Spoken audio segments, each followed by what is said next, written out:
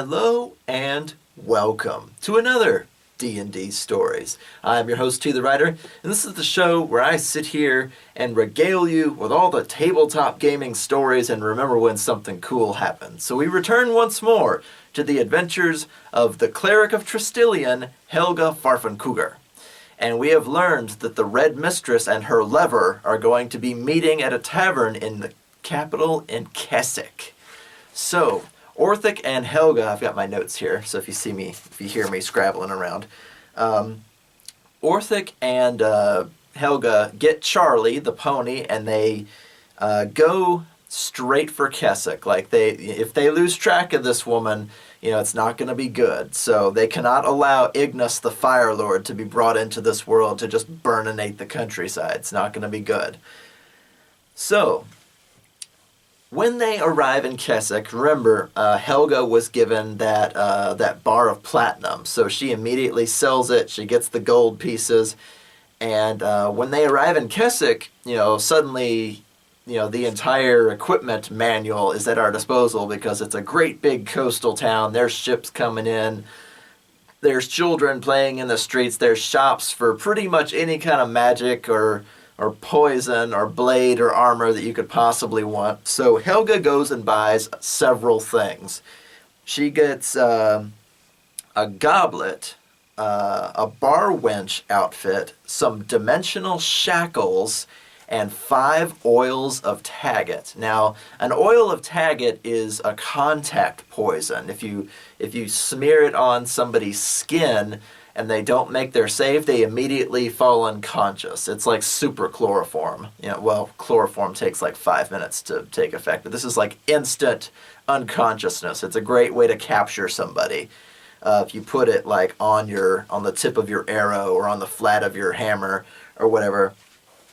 The dimensional shackles are exactly what they sound like. If you throw them on somebody's wrists, they can't go from the material plane to any other plane. So if we somehow get a hold of the Red Mistress, Helga was going to throw those on her so she doesn't tear open another portal to the elemental plane of fire and flee again, because they would never find her after this lucky find. So now, Orthic's kind of raising his eyebrow at the bar wench outfit, and Helga goes, "Don't worry, Orthic, I have a plan." And he goes, "What is that?" And Helga goes, "I'm going to dress up as a barmaid and take this goblet and fill it with the oil of Taggart." And she explains to him what the oil of Taggart does, instant unconsciousness. And when we arrive at the tavern, we're going to figure out which room these two are in, and when they open the door, they're going to see just some buxom barmaid. There's not going to see, two dwarves that are armed to the teeth, dressed in deacon's robes, etc., etc. I might even put my hair in pigtails or something just to pretend that I'm a part of the staff of the tavern. And when they open the door, compliments of the house, here's this goblet of wine or whatever I happened to make up at the time. I'm just going to throw it in their faces. And as soon as it makes contact with their skin, they'll both pass out and they'll be our prisoners. And Orthic's like, "Wow, that's a great idea." Because, we can't exactly erupt into a level 4 freaking cleric and ranger versus sorcerer and God knows what else in the middle of a tavern. Things will catch fire, bad things will happen, civilians will get hurt.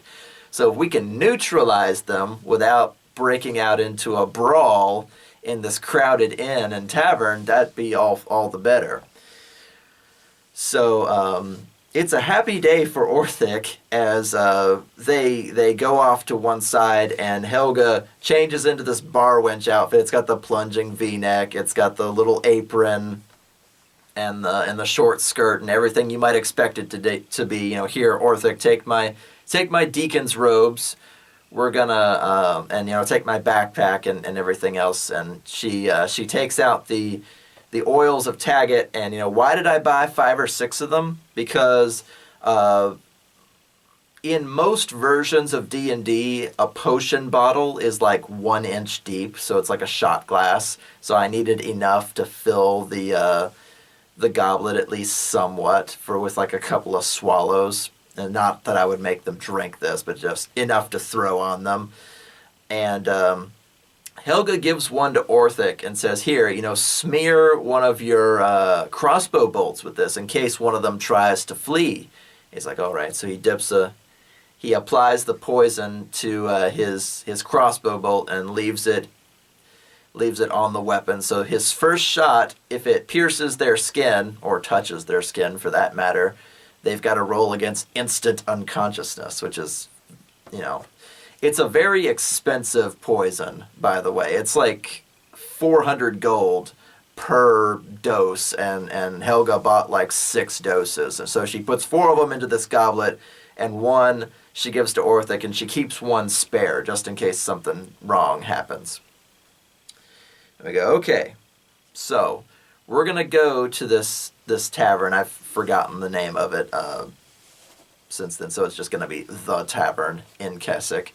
And Helga is, of course, dressed up as a barmaid, so she is instantly spotted by the bartender, who does not recognize her, but she's wearing the same uniform as all the other barmaids. She goes, oh, I didn't meet you. Are you new? Did you just get hired by so-and-so, the kitchen mistress?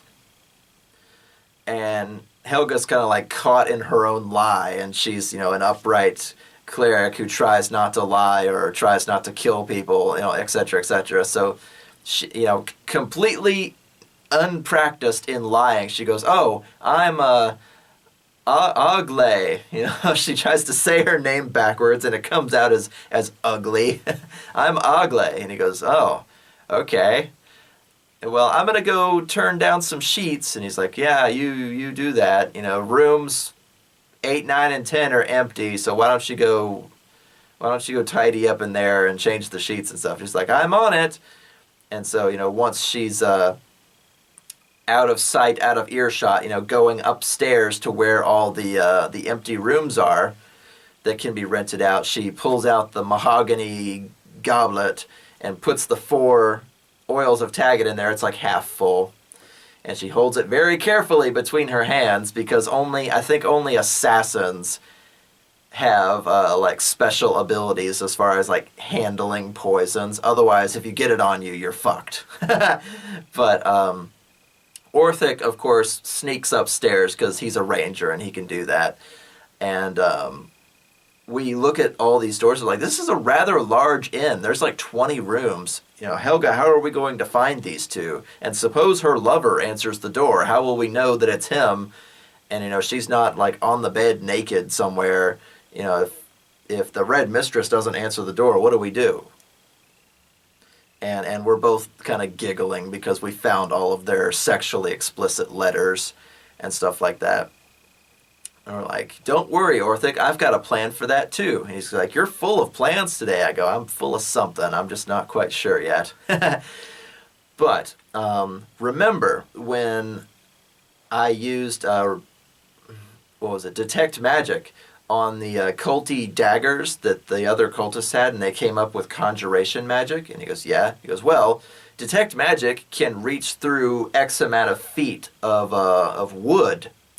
And if I concentrate long enough, I can find like a shape and a size and a school of magic. So if I wander down this hallway with detect magic going and I see something through one of the walls that is dagger shaped, that is conjuration magic, we've seen her, stab herself in the palm to rip open portals. So she also has one of those daggers, right? And Orthic's like, yeah, you're right. So we'll use detect magic, and whichever room has this culty dagger in it, well, surely she will be there too.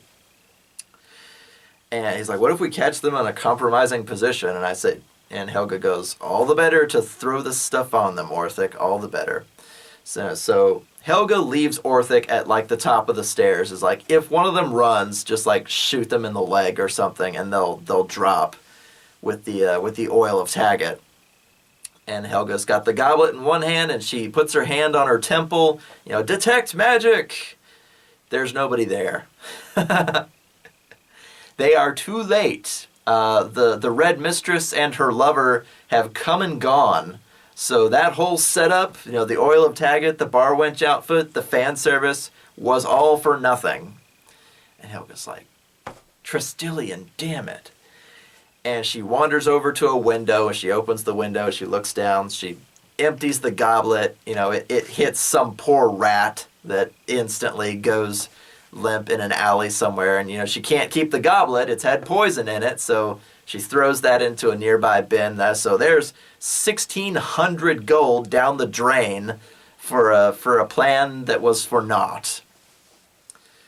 And Orthic and Helga kind of look at each other and go, well, what do we do now? It's like, well, we're in a tavern. We may as well consult the rumor mill and see if we can get any more hints. So they decide that they're going to see if they can find out anything about the Red Mistress and her lover boy that we keep hearing about. And while Helga is, pretending to pass out beers and pick up tips and, be hit on by the drunks and people that are there for lunch hour in the tavern, Orthic is hanging out at the bar, talking to the bartender about, has he seen anybody with particularly tan skin and, a flat face and kind of culty robes and stuff like that. Anybody carrying suspicious, curved daggers that are looking strange, and he passes a couple of gold pieces to loosen his lips. Turns out that the bartender remembers seeing the Red Mistress and her companion, who was a halfling gentleman of a little description, long brown hair, very short. He's came up to most men's waists, and he was very pale and had a chiseled jaw, etc., etc. He could be pretty much anybody. Brown hair and short doesn't really help. But sorry, I gotta check my notes. So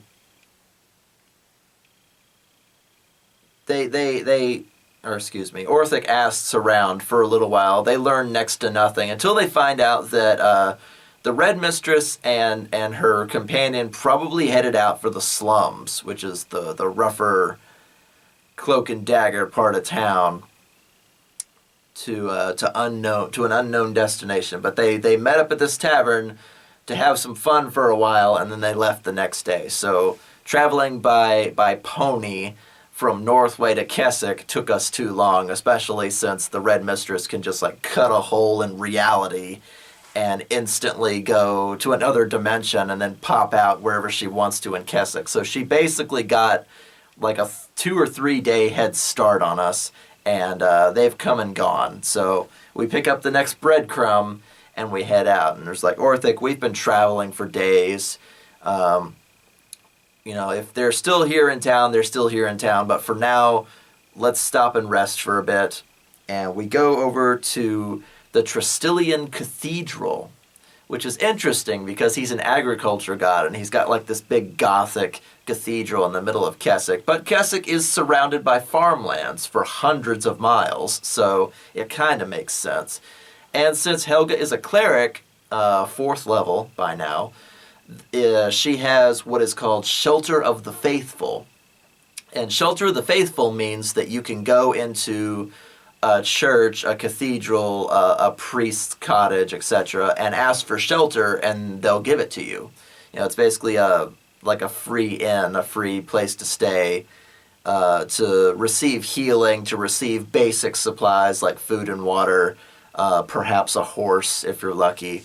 And Shelter of the Faithful is really useful if you want to save money, or if you just lost your steed, or if you forgot to buy food and you're about to set off for the next leg of your journey, etc., etc. So Helga and Orthic, she's changed out of her bar wench outfit. She's back into her deacon's robes.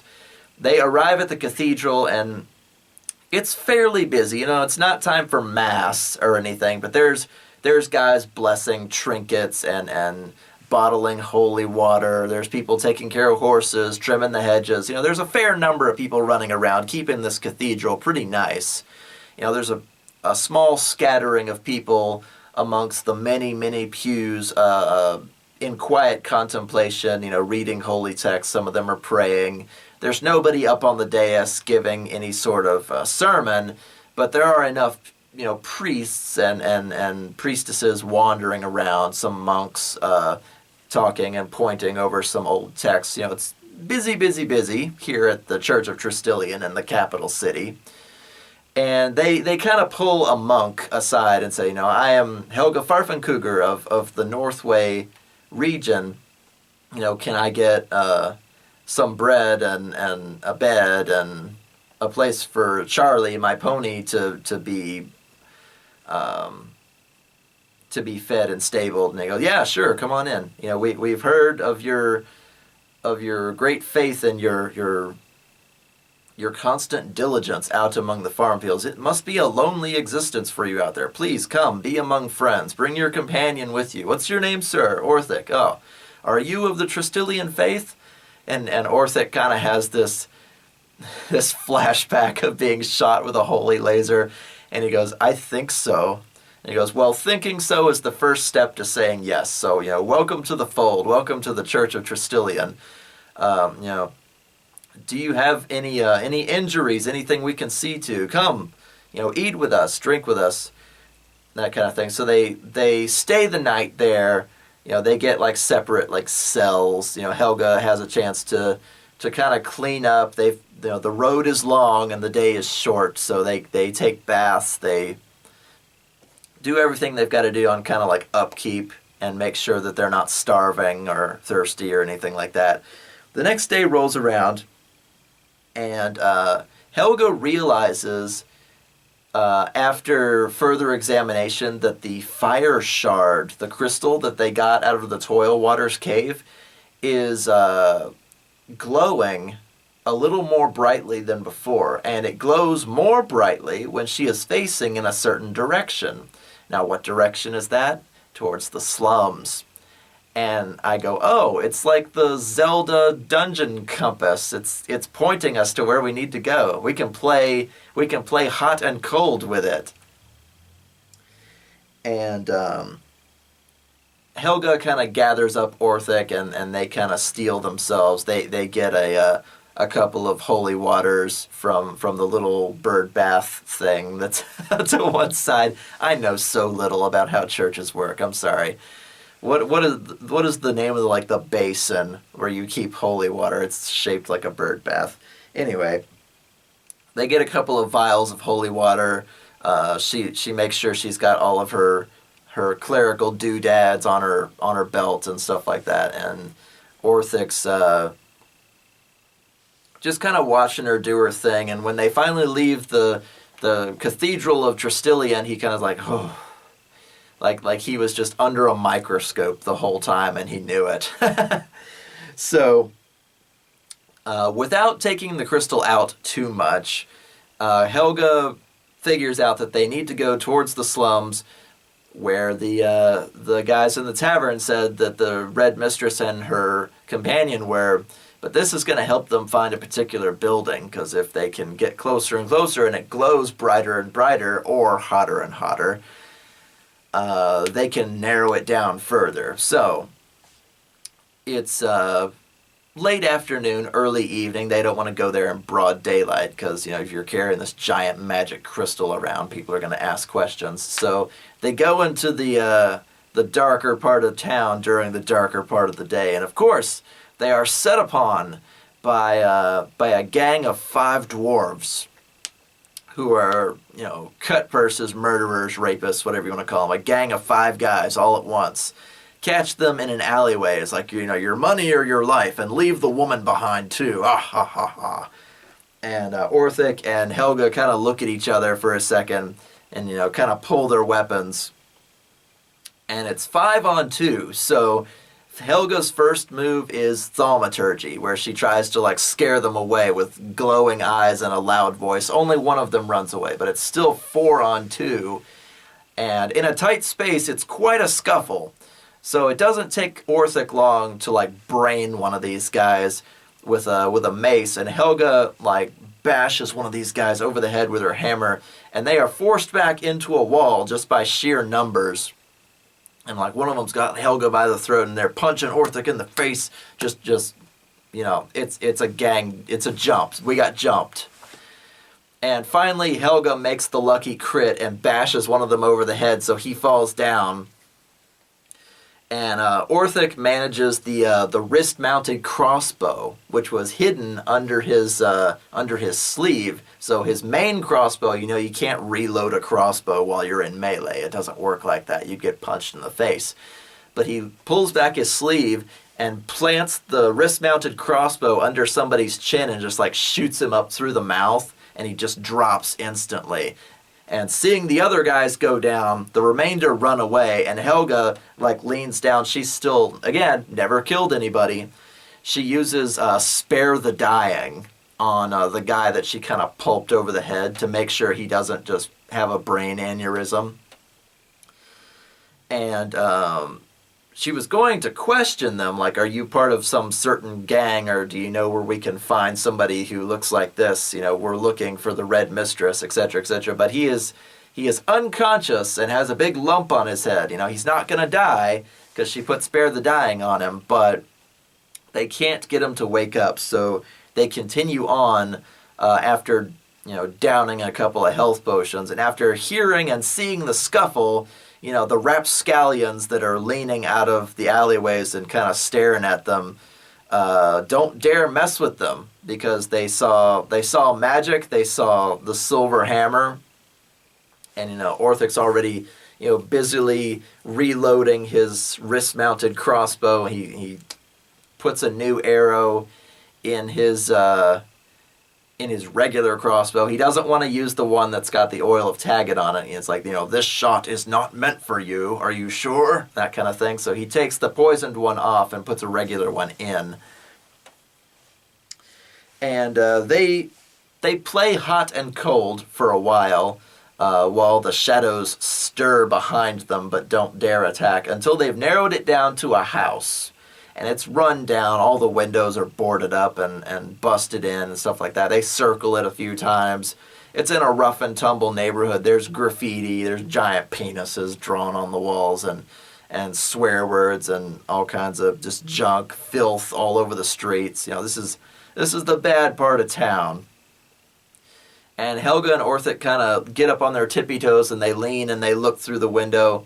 They don't see anything, but, there could be a basement. There could be an attic. There's no lights or anything inside. But according to the crystal, this is where they need to be. So, Helga gives Orthic, the boost up, and he pulls her through the window as well. They don't want to go through the door, because I've had enough bad experiences going through doors in the slums. But, they go in through the window, and there's, shattered glass all over the floor. There's just filth and broken furniture. It's pretty unassuming, but there's a small light coming from the stairway that leads to the basement. So they're going to sneak down there and see what's what. So Orthic can move pretty quietly because he's a ranger. Helga, not so much. She's got chainmail and big travel boots and stuff like that. So while Orthic is sneaking from vantage point to vantage point, doing little somersaults over the softer parts of the carpeted part of the floor and stuff like that, peeking around corners and things, Helga's just kind of walking along, trying not to stand on any of the broken glass or anything like that. So they have two very different approaches to sneaking, and she's just not good at it.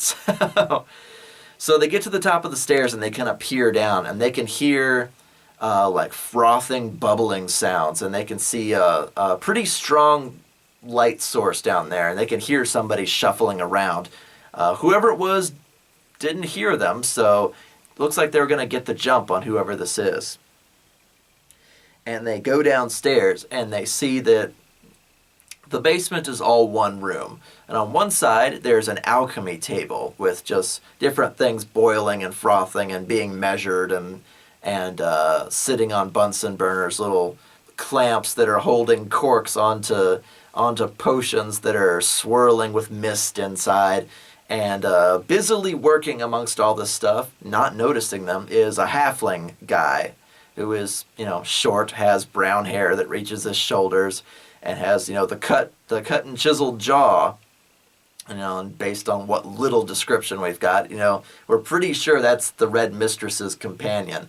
And then we look to the other side of the room and we confirm this, because on the other side of the room is a portal to the elemental plane of fire, and it's being held open. It's stable. And I was like, oh, that's just sitting there, isn't it? Because normally when you rip open a portal, it immediately closes behind you. This one, not so much. It's stable. It's got like chains just like holding it open so that it doesn't close. And I was like, wow, anything could wander out of that. A fire elemental, a lava dragon, lesser demons. We don't know what lives on the elemental plane of fire. And Ignis himself, the Fire Lord that the Red Mistress was talking about, that she wants to bring into this world to burn the countryside. Ignis could wander through that damn thing. It's not good. So Orthic takes the regular crossbow bolt out and puts the poisoned one back in. And I think my DM just let him take 20. I'm like, Orthic, just shoot him in the back. And Orthic, lines up the shot, holds his breath, squeezes the trigger, just kind of takes 20, shoots the guy in the back. He fails his check, and the oil of Taggart takes possession of him, and he falls. And I think oils of Taggart last for like a day, unless you cause damage to that person. So he's out. He got roofied in the butt with a crossbow bolt. And he falls to one side, and Helga and Orthic kind of clamber down the stairs, and Helga pulls her hammer, and they look into the portal, and they can basically see that place at the end of the Lord of the Rings where Frodo's got the ring and he's going to throw it into the fire, just like that little outcropping of stone surrounded by lava and all the stuff below it. It's like a raised long platform. And they can see the chains that are holding the portal open on the other side. So there's some pretty bad juju at work here. And they go and they check the guy to make sure they didn't kill him, because if he's a civilian, he's got 5 health and no armor. But he seems okay. We just shot him in the butt. He's fine. And we examine his alchemical stuff, because he had a lot of paperwork and he had a lot of chemicals going back and forth, and we find that he's trying to make a fire element stabilization potion, something that you could drink and then you would be able to step onto the elemental plane of fire and not instantly die from heat exposure and lava and fire. Because if you go to an elemental plane, 90% of the whole atmosphere is going to be that. If you go to the elemental plane of water, it's all water. If you go to the elemental plane of fire, it's all fire. So he was trying to devise a potion so that he could step onto that plane and not instantly die. And he also had research into something called the obsidian rings. Now, the obsidian rings I haven't mentioned up till now because I didn't really know what they were for, but I found one on one of the cultists that was in the White Wood Temple, the ones that committed seppuku in front of us. And when I looted the bodies and found very little, I did find an obsidian ring with an onyx inset, but you don't really want to put it on if a cultist is wearing it, and we couldn't really identify it. Something was keeping Helga from figuring out exactly what it did. And there are many magic rings in the world, Bilbo Baggins, but none of them should be taken lightly. So Helga put it in her bags and basically forgot about it. But this alchemist guy had charts and facts and figures and drawings of the onyx rings and of the obsidian rings, and apparently there were only 2 of them in their possession. One was with the Red Mistress, which is how she keeps dimension hopping and not dying. Is she's immune to fire in all aspects because she's got this ring on. And the other one was on her lieutenants, which was one of the cultists in the White Wood Temple. And when we killed him, we took it. We didn't know what it was for. Now we do. So then we run into a problem because 5th edition is stupid and doesn't like you to have too many magic items as far as like attunement goes. If you have more than 3 of a certain type of magic items on you, you have to take one off and attune the other one to you. It's like soul binding in MMOs. I tell you, it shouldn't matter how many magic items you have. It's based on the DM's decision or your shopping list. I don't need a rule set to say that I can't have something because I can't have something. That's not a reason. So, Helga's got her fire resistance ring on already, which means she takes half of fire damage, but half of infinity is still infinity. So she puts the obsidian ring on, and a chill kind of goes over her skin. She's got like a bluish twinge, a bluish sort of half glow to her now. And my DM tells me, Helga is completely immune to the effects of fire now, to the heat and power of the elemental plane of fire. You can safely traverse that dimension and not instantly burst into ash, if you so choose. And Helga, of course, looks down because she's got a ring, a magic weapon, and the deacon's robes, and the silver or the horn that calls creatures to her aid. And she's got a lot of magic shit, and she's got to drop some of it, which is bullshit. So finally, she starts looking into the portal. She can see a figure out on the stone outcropping, like that's going to be the Red Mistress. This is time for the showdown. And Orthic is looking through the alchemist papers like, this potion he was making has a 50% mortality rating. And Helga's like halfway through like pulling her deacon's robes off because, they're magical, so she can't have them. And she goes, really? And he goes, yeah, he was trying to stabilize it to make the potion like the rings to where they would last forever. But apparently, after you drink this fire resist potion, after like a week, it dissipates into your body. And then he's like shuffling papers. And then it's got like a 50% chance to just kill you. And, they've only got the one ring, so only one of them can go to the elemental plane of fire. And she goes, Orthic, this is going to have to be my quest. And she kind of takes the papers from him and just, like, sets them down. Here's my last, my last kind of orders as we are a party of adventurers. I need you to stand out here, and if the Red Mistress comes running, or anything else comes running, if a fire dragon decides to jump out, that's going to be on you. I have to go in there and get her before she gets away again. Helga, you can't do that. You'll be on a different plane of existence. Sorry, Orthic. God says she's my problem. And, despite my, I've delivered babies, I've caused rainstorms. Now I have to kill someone to save this region of farmers and happy civilians. This is my quest from Tristilian. She kind of lifts her arm to show the holy symbol that was branded onto her during her vision. And of course it's glowing because Tristilian is with her. So she pulls off her deacon's robes and she's standing there in like her chainmail and pants. It would have been really funny if the ring only like extended to her body, and like as soon as she went in, like everything she was wearing just bursts into flames. That's a fan service that would have been really funny. But she leaves her backpack. She leaves anything that she's not gonna use straight away with Orthic and says, "Here, guard the door." Basically, this is gonna be my fight. You came to chase down all these cultists, and you absolutely did. There's one of them right there, and we've killed or taken care of all the rest. The Red Mistress is gonna have to be mine.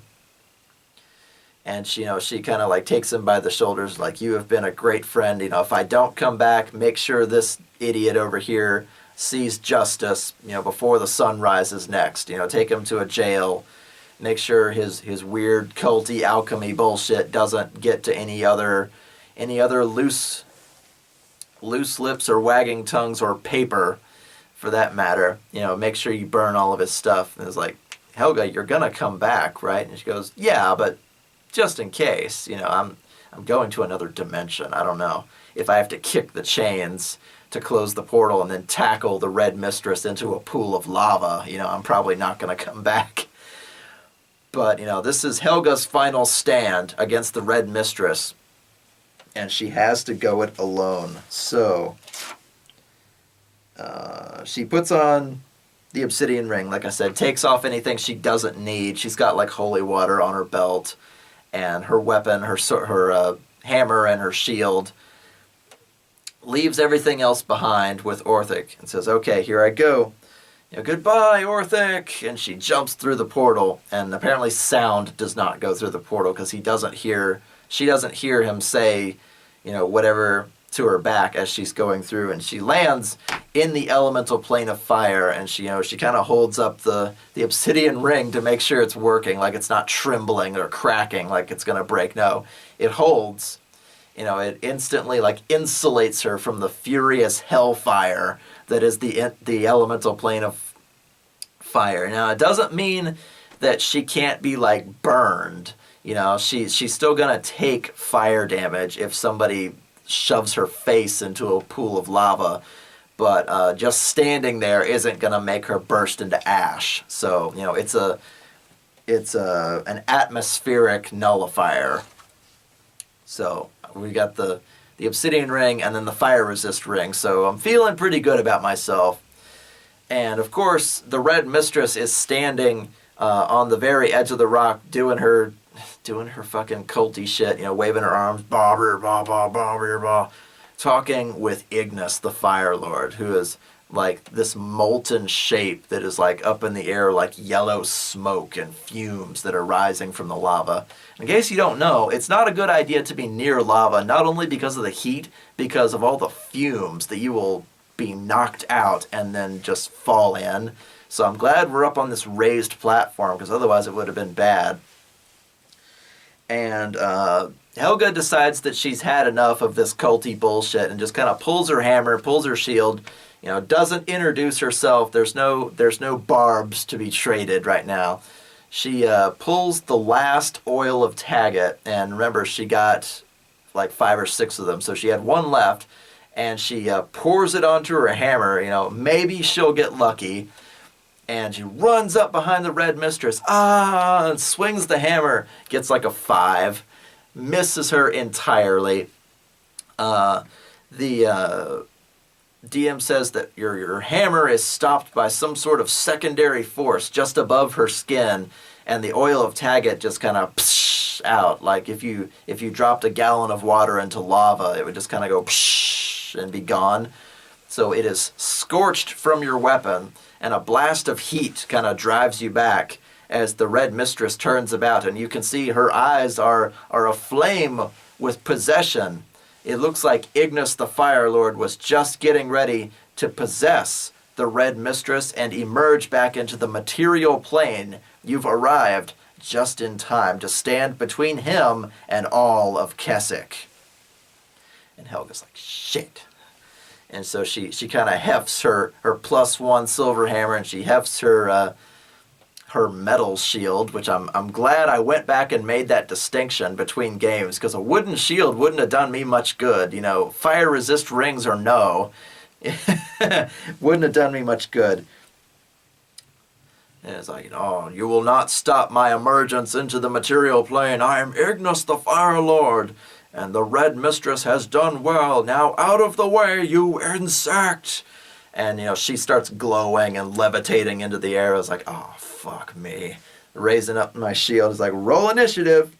Helga wins the initiative. She goes for a Sacred Flame attack, which is radiant damage. It's like a little holy laser, basically.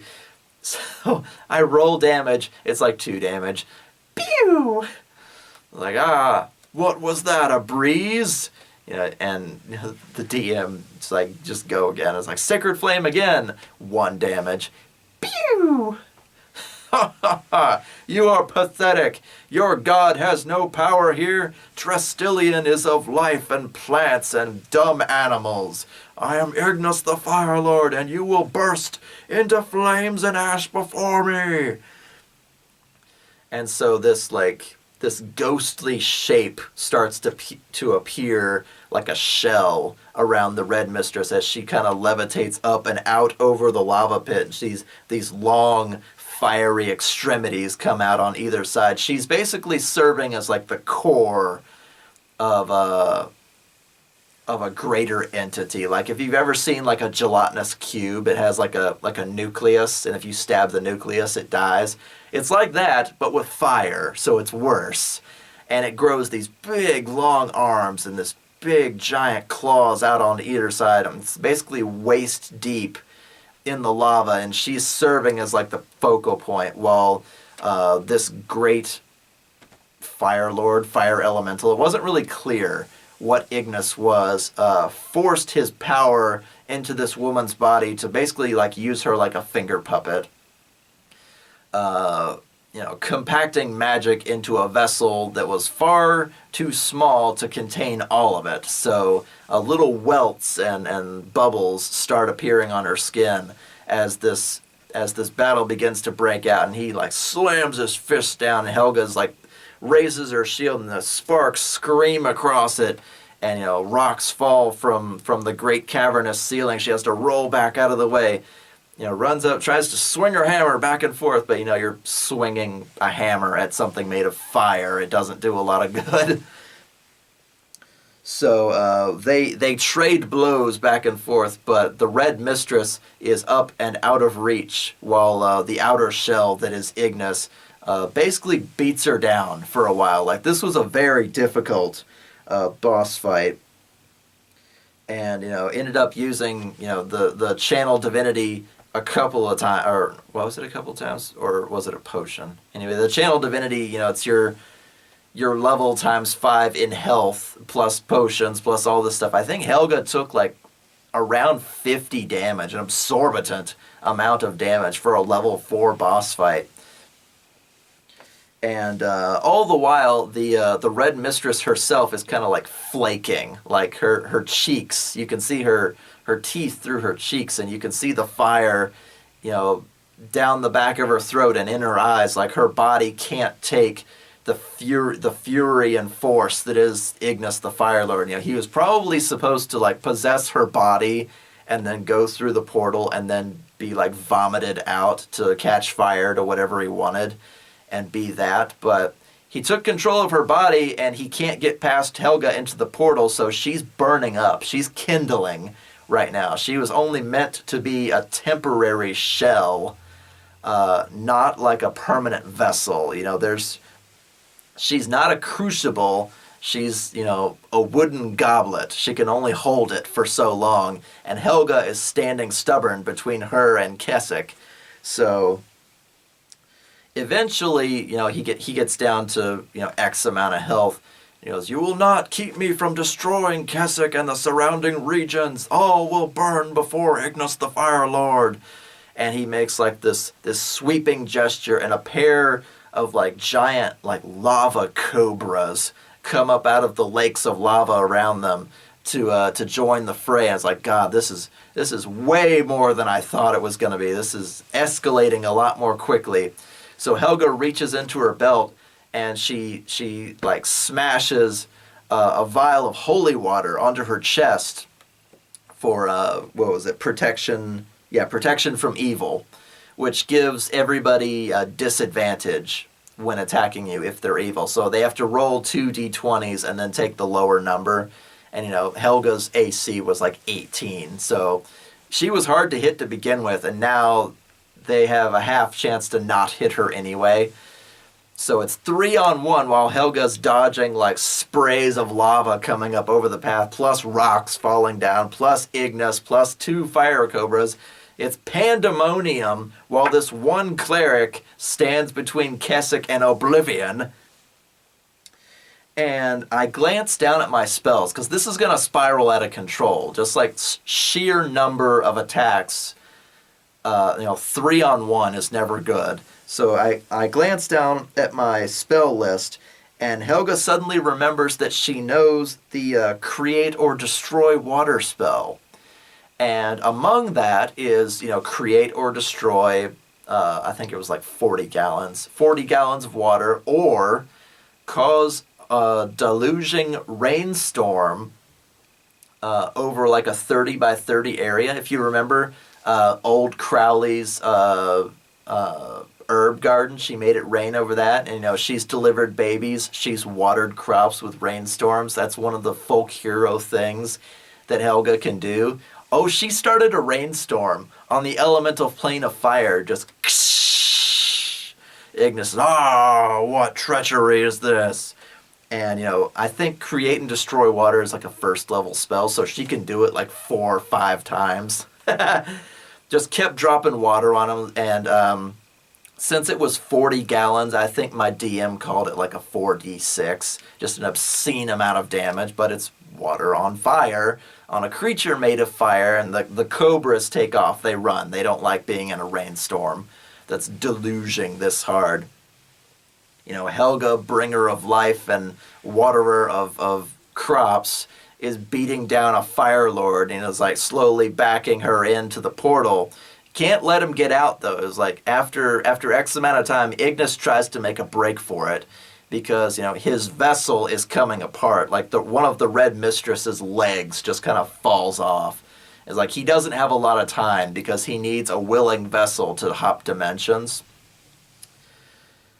And, you know, Helga's like, "No, I can't allow him to escape." So they both book it for the portal. And she is, of course, faster than him. And as they're approaching the portal, they see Orthic on the other side standing with his crossbow. And he sees them both.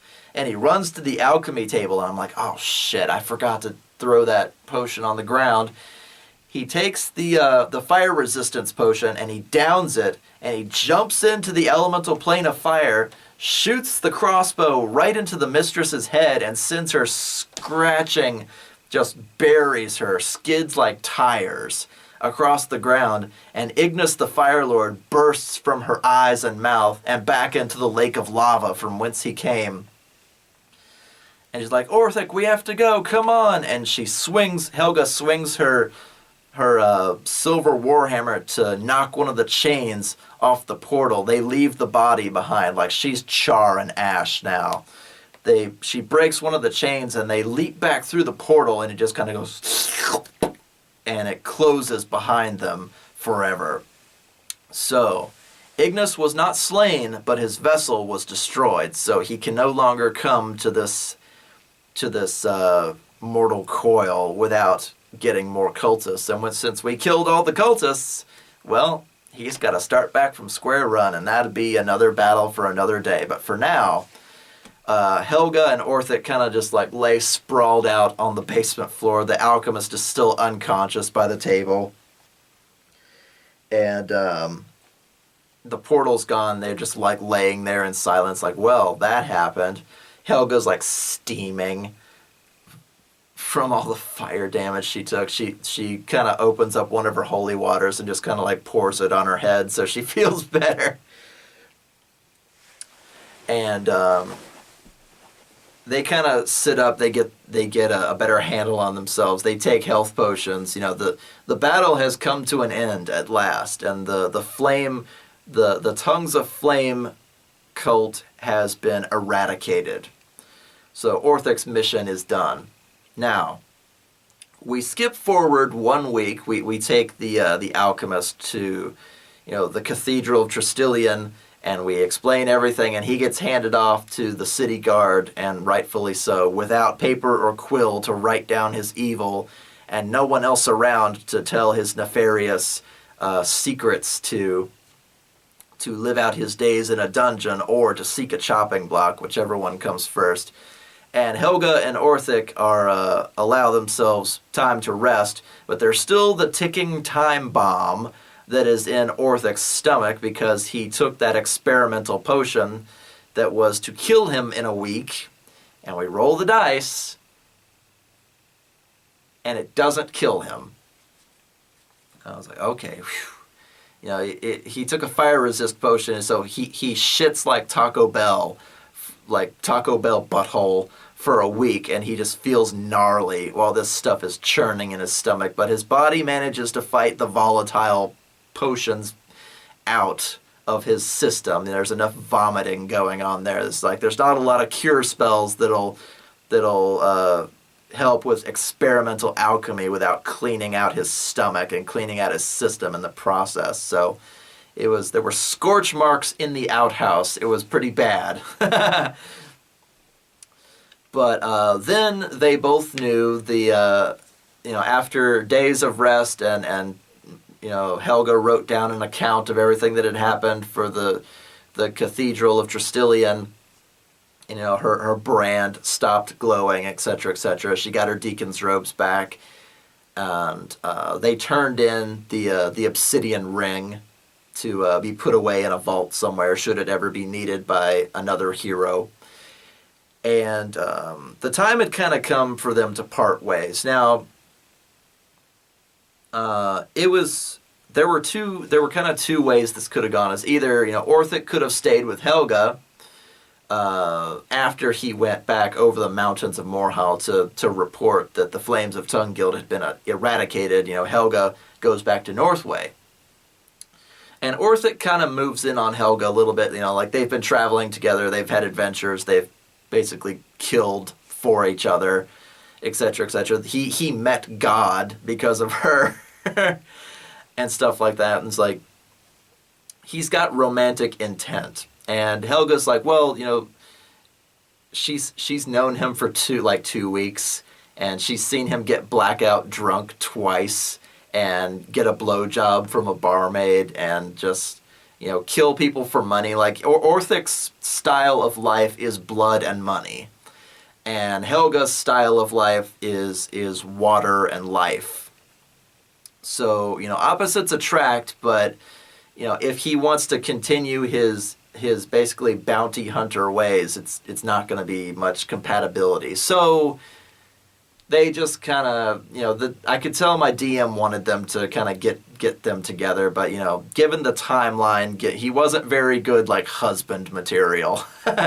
So they remain platonic friends so that Orthic can continue to do what he does best, and Helga can keep protecting the countryside and helping the civilian populace, delivering babies, causing rainstorms, making deliveries to Old Man Crowley, etc., etc., to be good friends and steadfast allies. So that is kind of where Helga Farfankeugar's story comes to an end. She saved all of Keswick and the surrounding region with the help of her friend Orthic. And at the end of things, it was basically like real life. They went their separate ways with a great story to tell. So, once again, walking the farm fields of Northway, you might see a woman in sandals with a shield with a rose and crossed wheat stalks on it, wearing deacon's robes and with a fire resist ring on one hand and a silvery hammer on her hip, richer and more powerful than she began, but still humble and good as she began as well. So Helga on foot, she has Charlie with her, but Charlie needs rest because he's been carting Orthic everywhere. On foot and leading Charlie, Helga returns from Keswick to Northway and continues to walk the peaceful path of Tristilian. So, I guess that is where we will stop for today. That was the end of that campaign. Orthic and Helga stayed good friends and maybe had another adventure or two together. Would I ever revisit Helga Farfankeugar as a character? Probably. I mean, playing as a cleric in 5th edition, that's pretty fun. But, yeah, so I hope you guys enjoyed that story. Leave me a thumbs up if you would, and a comment as well, and I will see you guys on the next D&D Stories. Keep gaming. Hey guys, thanks for watching. I really love telling D&D stories, and I also really love eating food. So if you'd like to toss a couple of gold pieces into this humble bard's hat, be sure to check out my Patreon. If you enjoyed this story, be sure to hit the like button as well.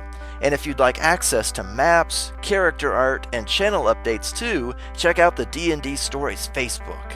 Keep gaming!